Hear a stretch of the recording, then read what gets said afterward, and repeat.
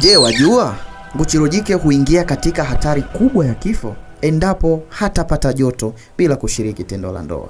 Yes, nguchiro jike anayejulikana kwa jina la Jill huingia katika hatari kubwa ya kifo endapo hatapata joto bila kushiriki tendo la ndoa. Kwa mujibu wa wataalamu wa wanyama, kujamiana kwake ni hitaji la msingi zaidi kwa uhai wake kuliko hata chakula. Mwili wake hutegemea msukumo wa kifizikia unaopatikana kupitia tendo hilo ili kudhibiti viwango vya homoni na kuweka mwili katika usawa. Iwapo hatashiriki tendo la ndoa, viungo vyake vya uzazi huvimba na kukaribisha maambukizi makali.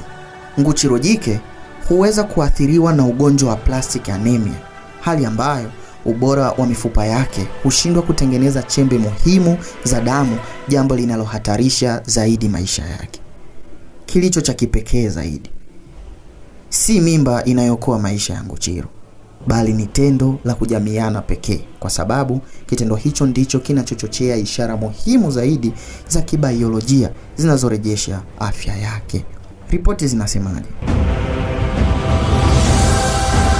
Kutoka Siberia mwaka 1865, ripoti zinabainisha kuwa nguchiro jike waliopuuzwa wakiwa kwenye joto waligoma kula na kunywa, na mwisho wa yote walikufa kutokana na hali hii.